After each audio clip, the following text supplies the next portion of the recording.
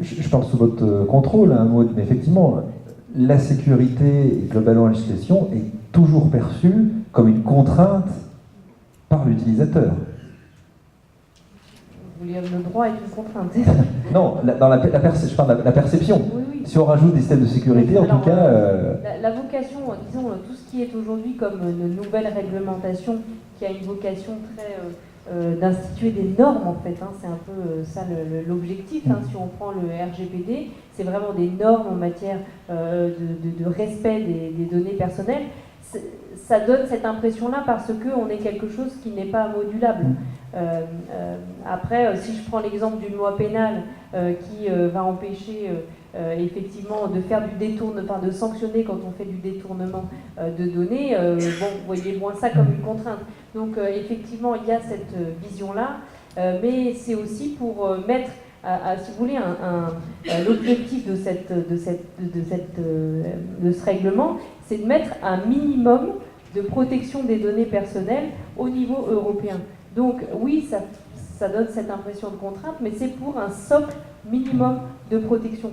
C'est comme si on offrait à tout le monde le droit d'avoir un minimum de droits. Donc il faut le percevoir comme ça, en sachant que on est dans une réglementation en matière de données personnelles qui date de 1978, puisque la première loi en France applicable, elle date de 1978. Donc on ne devrait pas, si... Donc c'est pas tout à fait nouveau, finalement. Disons, avoir un tel écart et en se disant c'est une montagne à mettre en conformité. En réalité, on est quand même sur une loi assez ancienne. Parce que c'est une évolution, quelque part, le RGPD, hein, je pense vraiment sous votre contrôle, mais de ce qui était déjà avec la CNIL, en fait. Oui, oui, c'est une évolution. Disons que ça a apporté des nouveautés en matière organisationnelle, des nouvelles choses, le DPO, si quelqu'un en a déjà entendu parler, tout ça c'est nouveau, mais en termes de droits des personnes, disons que ça a fait renforcer des choses existantes. Donc la France a donné l'exemple à l'Europe, c'est bien. Voilà, c'est ça, on peut dire ça comme ça. Vous vouliez tout à l'heure réagir, Hervé?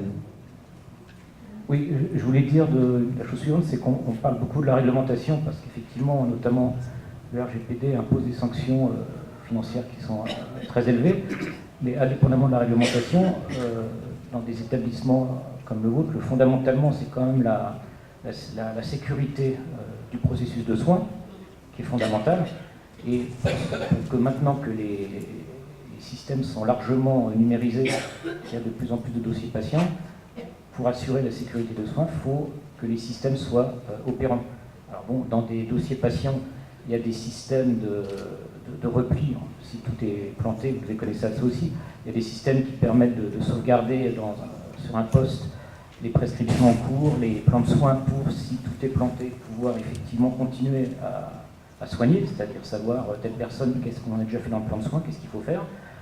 Donc, indépendamment de la réglementation, de toute façon, ces problèmes de sécurité, c'est pas uniquement pour respecter la réglementation qui est complexe, qui est parfois un peu décourageante quand on n'est pas expert, mais effectivement c'est surtout quand même pour pouvoir poursuivre et assurer le processus, le métier de l'hôpital, le métier de soigner notamment, et en toute sécurité. Donc ça c'est un point qui est important. Ce qu'il faut savoir par rapport à ce que vous disiez, c'est qu'en fait les menaces criminelles, entre guillemets, il y a deux modes opératoires. C'est-à-dire, il y a ceux qui attaquent spécifiquement une cible. Donc là, ils vont faire tout ce qu'il faut pour trouver comment contourner, entrer dans votre système. Et puis, il y en a qui travaillent de façon, j'ai tendance à dire, industrielle. C'est-à-dire qu'ils attaquent partout, et sans trop savoir sur qui ils vont tomber, mais dès qu'ils voient une faille, une vulnérabilité, ils rentrent dedans. Donc il y a deux modes opératoires principaux pour les actes de malveillance. Ce qui veut dire que le point fondamental, c'est de bien connaître son système, de savoir quelles sont les vulnérabilités que l'on accepte, parce qu'un système de toute façon sécurisé à 100%, ça n'existe pas. Donc il y a deux problèmes. Ou alors il est inutilisable en fait. Il faut sécuriser au maximum pour empêcher que l'incident arrive, et il faut, une fois que l'incident arrive, prendre conscience qu'il est arrivé, on pourra en parler, et savoir comment on réagit en cas d'incident.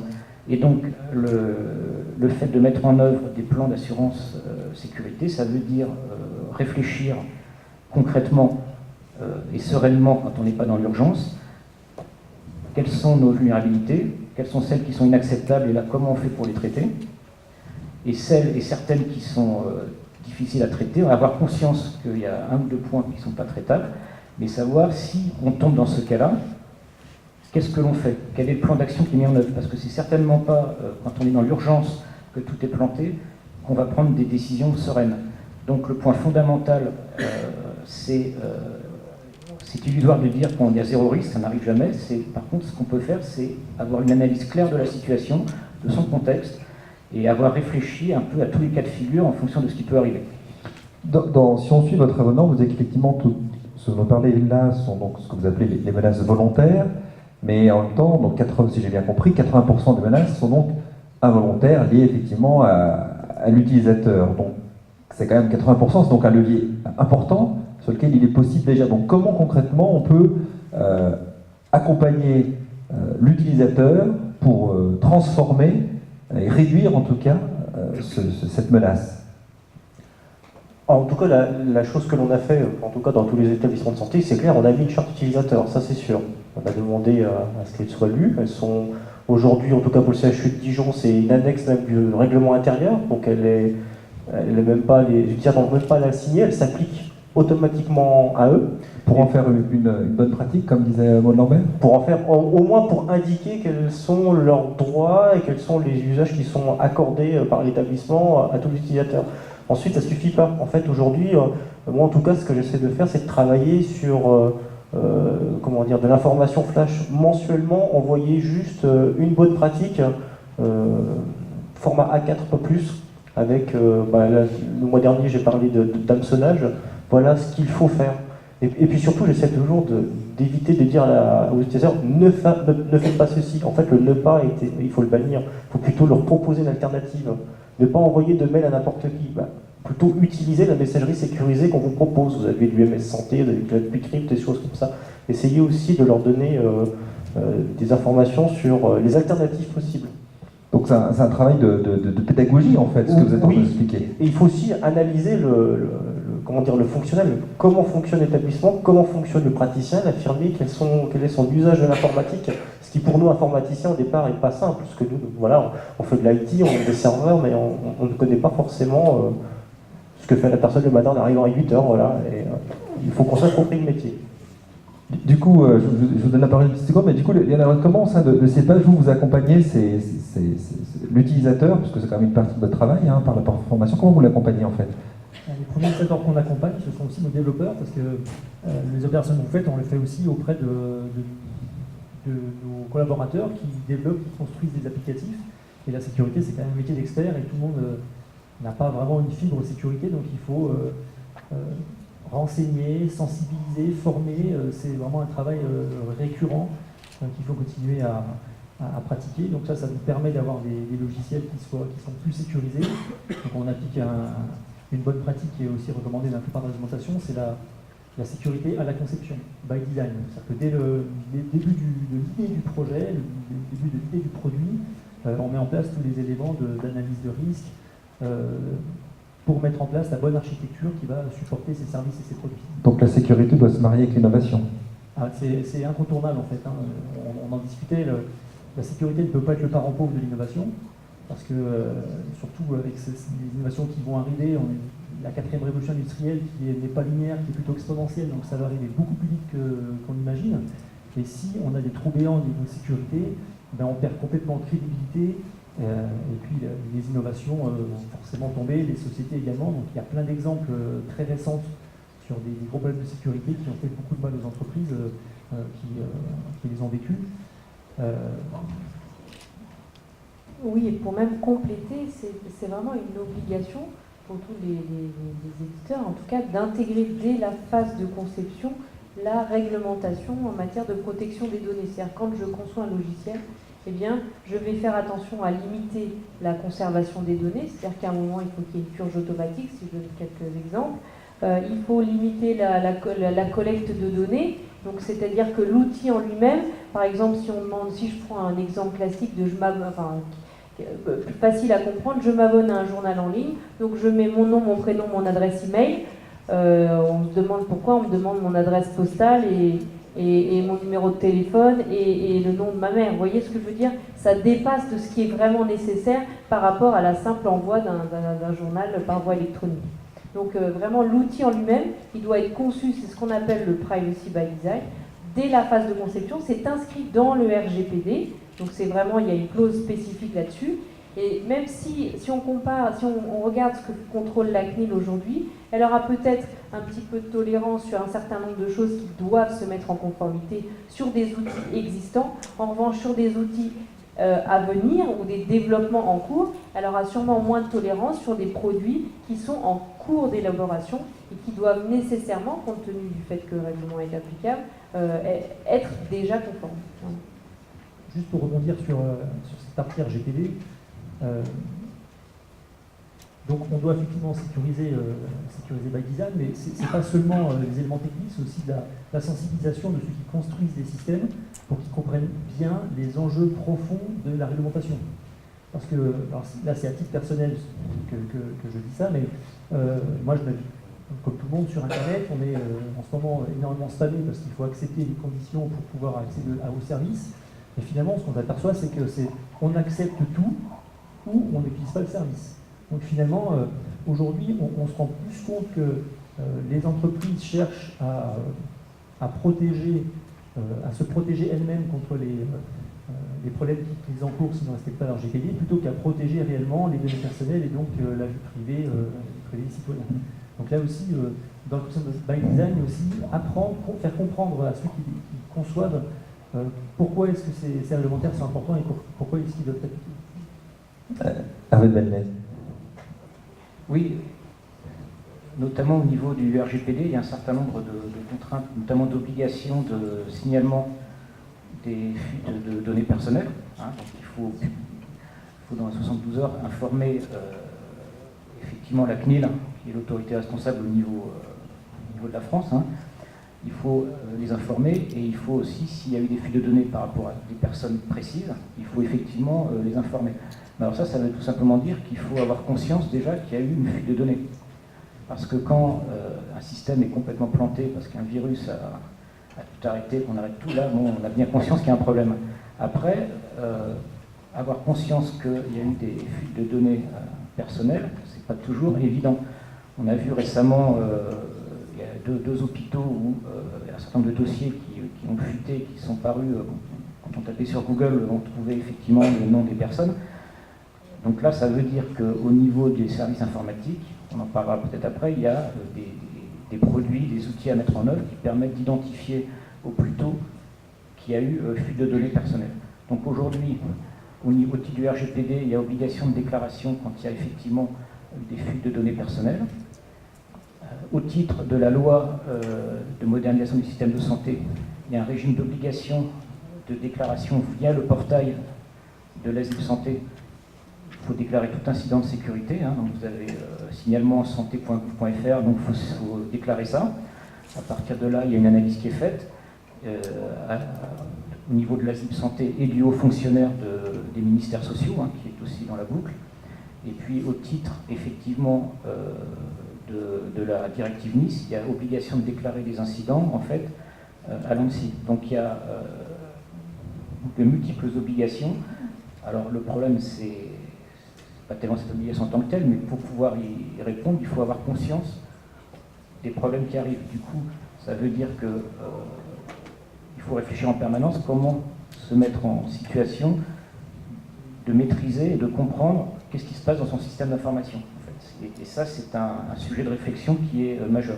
Comment vous gérez ces systèmes de déclaration au sein du CHU, justement? Vous avez peut-être déjà été confronté à ça? Alors oui, on a déjà déclaré des incidents de sécurité.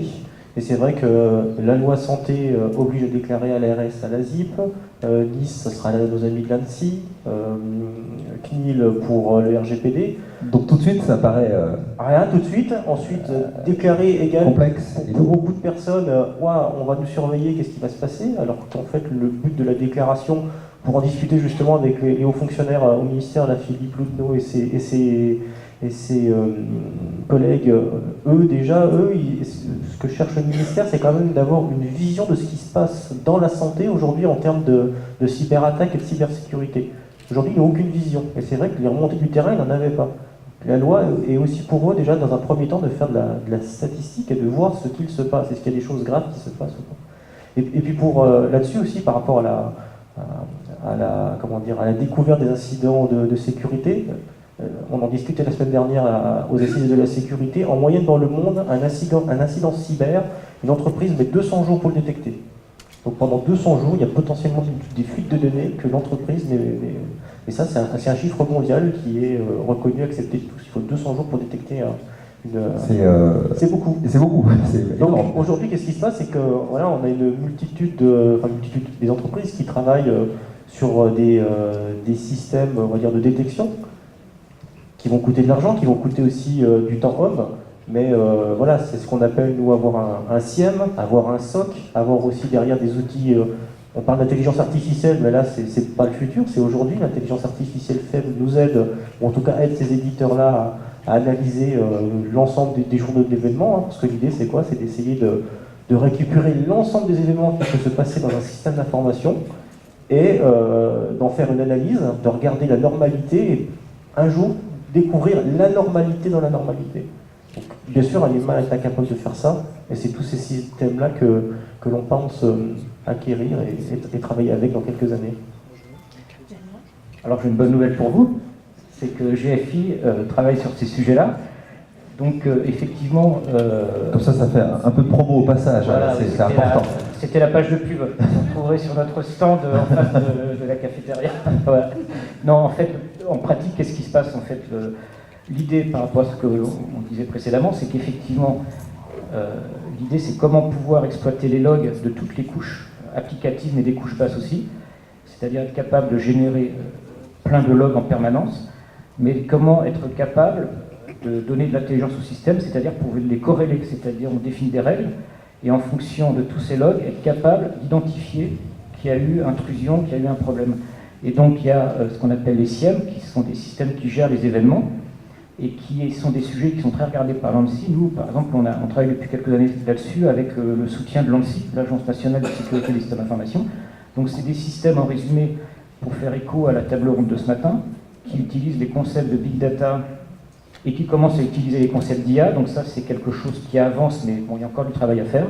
C'est-à-dire, comment ça se passe? Vous avez un système où vous captez tous les logs, et qui viennent de toutes les couches, couches basses jusqu'aux couches applicatives, et à partir de là, il y a un système qui permet de les corréler avec un certain nombre de règles, de telle façon à identifier les problèmes. Alors la corrélation peut se faire avec des systèmes classiques de règles classiques, mais peut se faire aussi avec des systèmes empruntés à l'IA, notamment par des systèmes d'apprentissage supervisé. Et donc c'est quelque chose qui se développe.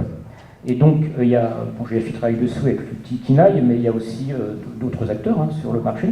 Donc c'est un sujet qui commence à poindre, et on commence à avoir des outils qui ont une certaine pertinence sur le sujet et qui rendent un réel service. Parce qu'effectivement, quand on attend 200 jours pour identifier qu'il y a un problème, au regard notamment du RGPD et du fait que dans le RGPD, s'il y a des fuites de 50 patients, ces 50 patients peuvent aller en justice et peuvent même faire des classes actions. Maître Langan nous en parlera. Mais donc c'est quelque chose qui est devenu très, très, très important. Donc aujourd'hui, ces outils de... On n'a pas encore eu des classes actions aujourd'hui en France, mais on pourra en avoir demain. Oui. Alors je ne pense pas qu'il y en ait eu, enfin je passe couvert de Maître Langan, je n'ai pas connaissance. Pas sur ce sujet. Non. Mais on pourra en avoir demain, en tout cas potentiellement. Oui, alors il y en a eu en matière d'assurance, enfin c'est un peu à la marge. D'accord.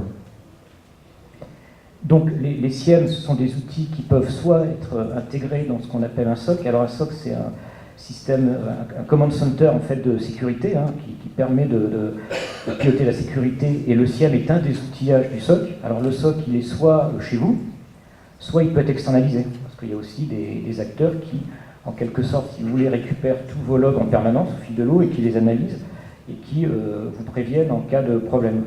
Voilà. Alors par contre, il y a un point fondamental, c'est que la tendance majeure pour sécuriser, c'est d'avoir une exigence très forte sur la traçabilité et les logs. C'est-à-dire qu'en pratique, aujourd'hui, la loi Touraine rend opposable un certain nombre de référentiels de la PGSSI, la Politique Générale de Sécurité des Systèmes d'Information de Santé, qui est dictée par l'ASIP, Alors c'est un corpus documentaire, et il y a 3 référentiels qui vont être opposables sur l'authentification, l'identification et l'imputabilité. L'imputabilité, c'est ce qui permet de tracer l'ensemble des événements. C'est-à-dire qu'en fait, il y a des logs, par exemple, vous connectez à une base Oracle, donc on sait que vous êtes connecté, ça c'est bien, mais il faut qu'au niveau applicatif, on ait une vision plus fine, c'est-à-dire de savoir que telle personne s'est effectivement connectée à tel dossier. Par exemple, vous avez un patient dans votre unité, et qui est là depuis longtemps, il y a une personne, une infirmière qui passe une fois par semaine, et puis tout d'un coup, en l'espace de 2 heures, il y a 50 personnes qui se connectent. Donc là, ça veut dire potentiellement qu'il y a quelque chose, qu'il se passe quelque chose. Et donc à ce moment-là, il faut que les logiciels soient en capacité de gérer un niveau de traçabilité, d'imputabilité très forte. Donc ça veut dire que l'avenir, c'est quoi? C'est des systèmes du type SIEM qui permettent automatiquement de détecter les problèmes, mais pour ça, il faut qu'ils aient à se nourrir. Ce matin, on disait que l'IA, pour être pertinent, il faut qu'il ait des données pertinentes en entrée. Et bien c'est un peu pareil, c'est-à-dire qu'il faut que pour les SIEM se nourrissent correctement, ils aient à manger des trucs bons et intéressants, et c'est-à-dire notamment, alors au niveau des couches basses, des composants, c'est à peu près bien, mais il faut que les éditeurs logiciels travaillent beaucoup sur le fait de mettre beaucoup de la traçabilité dans leur dispositif, traçabilité d'accès au dossier, qui accède pour regarder quelque chose, et en plus, de toute façon, c'est plutôt exigé par le référentiel PGSSI. Dans mon rôle, j'ai un rôle qui est assez sympathique, qui est celui du modérateur, et un rôle qui est moins sympathique, celui du timekeeper, et nous avançons vite. J'aimerais bien qu'on puisse passer aux questions, mais on va prendre rapidement. Vous vouliez réagir, donc on vous écoute et après on passera aux questions de l'auditoire. Non, c'est simplement juste pour centrer sur la position des données. On est sur quand même des données très sensibles, des données patients. Les risques de sécurité existent pour une utilisation de diffusion, comme ça on ne se rend pas bien compte, mais il y a aussi une utilisation commerciale possible des données patients, et je pense que individuellement on n'a pas forcément envie que nos données personnelles soient utilisées pour fabriquer ou pour proposer une nouvelle application mobile pour vous coacher et puis ensuite... Là, vous faites référence à certaines mutuelles, j'imagine. Voilà, j'ai vu, donc peut-être certains ont entendu parler. Effectivement à la radio qu'on pouvait, si on adhérait à une mutuelle, eh bien, avoir un coaching personnalisé, éventuellement avoir des outils connectés.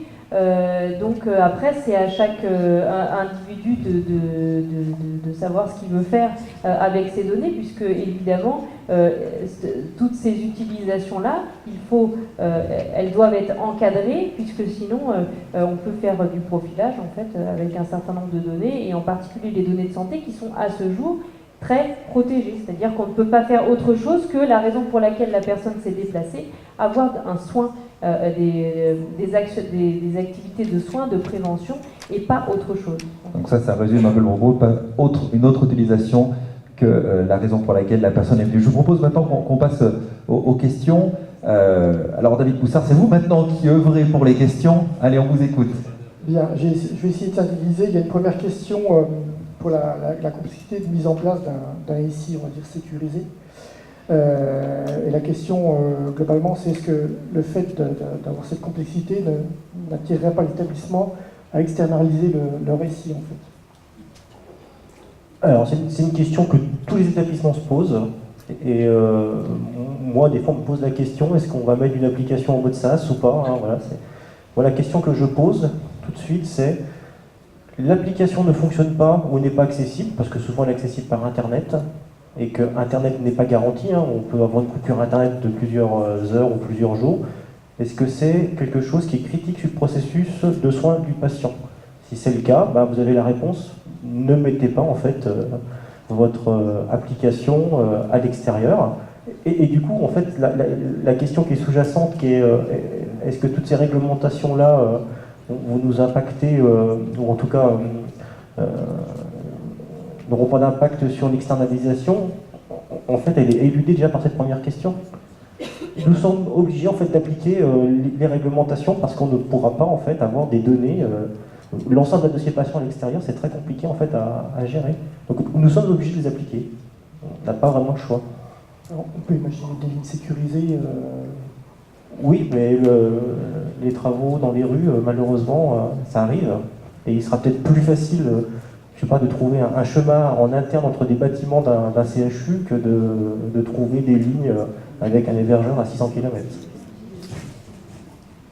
Ok, ensuite une Hervé, vous vouliez compléter les propos. Oui, c'est un vaste sujet, je pense qu'on n'a pas trop le temps, mais après, il faut travailler en gestion des risques, c'est-à-dire que, bon, d'une part, il y a l'aspect réglementaire. Si vous êtes établissement support, j'ai acheté quid de la certification HDS, c'est-à-dire est-ce que vous choisissez de vous inscrire dans cette certification, c'est-à-dire qu'il faut être 27 000 puis après avoir la certification. Donc le dispositif, le guichet est ouvert depuis quelques mois, il y a les 3 organismes accréditeurs ont été nommés et donc peuvent procéder à déjà des certifications.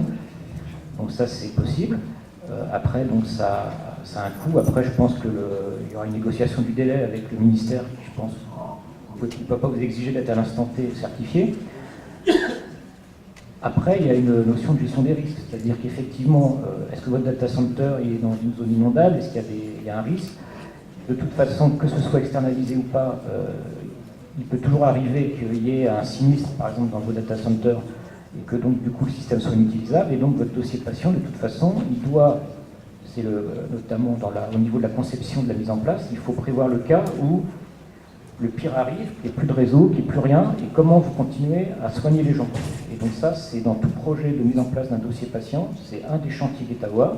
Alors, les éditeurs répondent globalement à peu près tous de la même façon, hein, c'est-à-dire qu'en permanence, il y a un système qui remonte du serveur sur un poste en local, ce que je vous expliquais tout à l'heure, pour les patients présents dans l'unité, la prescription de plan de soins, mais en mode PDF, c'est-à-dire qu'après, évidemment, vous travaillez en mode dégradé, c'est-à-dire que ce que vous faites, c'est que vous prenez le PDF, et puis vous notez à la main les produits qui sont administrés, enfin, ou les prescriptions, et puis après, quand ça c'est revenu, vous soignez. Donc, dans tous les cas, de toute façon, il peut y avoir des risques, que ce soit à l'extérieur ou à l'intérieur. Après, il faut voir en fonction au cas par cas des contextes. Après, il y a des systèmes de sécurisation des liens avec les data centers externes.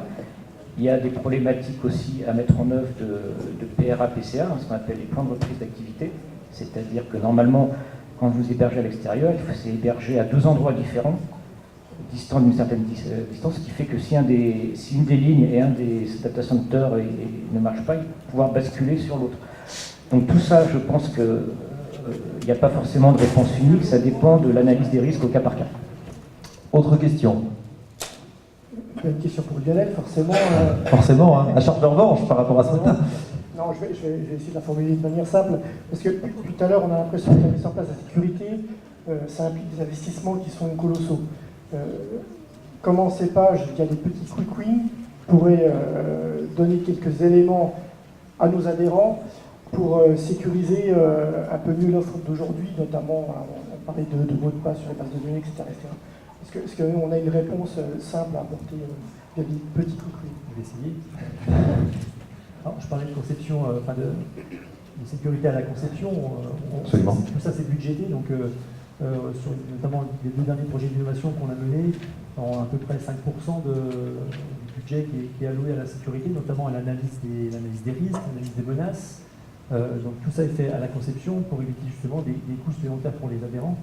Je prends le cas par exemple sur la partie kiosque, où on a essayé de sécuriser au maximum l'authentification pour que le patient qui va se présenter à la borne, ce soit le bon patient, on soit sûr que ce soit le bon patient, il est identifié, il est aussi authentifié. Et puis sur un autre projet qui est encore un peu plus complexe à sécuriser, c'est le portail agent, dans lequel on va retrouver les bulletins de salaire, instancier des démarches. Donc tout ça est fait en amont côté CEPAGE pour sécuriser au maximum. Après, sur des systèmes comme CEPAGE V2, où il y a encore quelques établissements CEPAGE V2 dans le CHU de Dijon, effectivement, on est sur des technologies qui sont un petit peu plus vieillissantes. Néanmoins, on propose des guides de sécurisation de ces serveurs pour minimiser au maximum les risques, parce que c'est vraiment ça la question. Le risque zéro n'existe pas, mais l'idée c'est d'accompagner au maximum nos établissements pour les aider à sécuriser les plateformes qui hébergent nos solutions. Une bonne réponse du directeur adjoint, n'est-ce pas? Alors, autre question? La mienne. Voilà. En fait, Voilà, j'ai fait le tour. Vous avez fait le tour des questions. Moi, j'ai quand même une La question. vôtre? Je vais ma casquette de directeur, en fait, et aujourd'hui, en tant que directeur, je vais avoir des choix à faire d'investissement. Comment, vous, autour de la table, vous allez pouvoir convaincre une direction générale d'investir sur la sécurité plutôt que d'achat d'un scalaire ou de lancer des projets novateurs. Voilà. C'est un peu la question en fait, que j'aurai demain, en tout cas que Lionel va devoir répondre en tant que direction générale. Qu'est-ce qui fait que demain, j'investirai plus sur la sécurité qu'aujourd'hui ou qu'hier? Qui veut répondre à cette question? Alors, en fait, monsieur le directeur, en fait, il y a plusieurs réponses. Je pense que déjà, ce qu'il faut dans le raisonnement, c'est au regard du coup, la mise en place d'un système de sécurité, il faut mettre en regard le coût que coûte l'incident de sécurité. Alors, ça peut être, en plus dans vos domaines, il peut y avoir un coût humain, c'est ce qu'on a expliqué, mais en fait, à l'incident, c'est jamais neutre et ça peut générer des coûts très très importants. Et pour une direction, avoir une espèce d'épée Damoclès sur le sujet, ça peut être relativement angoissant, je pense, hein, d'autant plus dans vos contextes où vous touchez au vivant, enfin, avec tous les risques. Alors après, la deuxième chose, c'est que toute idée n'est pas forcément coûteuse. Je vais prendre un exemple. On a dit, par exemple, que le problème, c'est comment sensibiliser les agents aux bonnes pratiques quotidiennes. Pas écrire son mot de passe, pas faire tout ce que j'ai expliqué. J'ai vu des établissements qui ont mis en place, par exemple, des petits e-learning avec des petites scénettes. C'est-à-dire, il y en a qui ont fait un petit film qui met en scène une petite action en disant « Regardez là, voilà, ben ça, voilà la conséquence ». Et donc, ils ont mis ça sur leur intranet. Et comme ça, les collaborateurs, les personnels soignants, les personnels médicaux peuvent regarder et tout de suite, quand ils voient une petite vidéo concrète, hein, ça leur parle. Donc il y a cette idée-là. J'ai un autre exemple que j'ai vu, alors c'est pas forcément dans le contexte hospitalier, alors là c'est quelqu'un qui a une idée un peu originale, c'est la preuve par l'exemple. Alors lui, ce qu'il fait, c'est que périodiquement, il envoie des spams et du phishing à ses collaborateurs, et quand ils ouvrent, tout d'un coup, il y a un gros message qui s'affiche en disant « Attention, heureusement que c'est pas du vrai, parce que si vraiment ça avait été un phishing, voilà ce qui se serait passé. » Et donc lui, il a mis en place des mesures de sensibilisation qui sont très simples, qui ne sont pas forcément très complexes à mettre en œuvre, et qui ne sont pas coûteuses, très peu coûteuses, et qui ont a priori un impact. Par exemple, l'histoire de faire des petits films, ça je trouve ça génial, parce que d'abord, ça peut pas, en plus c'est ludique, et en plus c'est visuel, et les gens tout de suite le projettent, plutôt que de leur dire au vu de l'article machin. Et puis ça correspond bien à la culture actuelle, voilà. D'aller regarder un tuto sur YouTube par exemple. Voilà, Plutôt que voilà de lire, monsieur le directeur, ce que je pouvais vous répondre. Juste pour préciser, du coup, c'est-à-dire qu'il faut associer l'analyse quantitative et qualitative des risques en fait. Je pense, oui. Parce qu'en qualitatif, c'est assez simple, on reste sur des notions plutôt basiques. Par contre, en quantitatif, c'est très compliqué.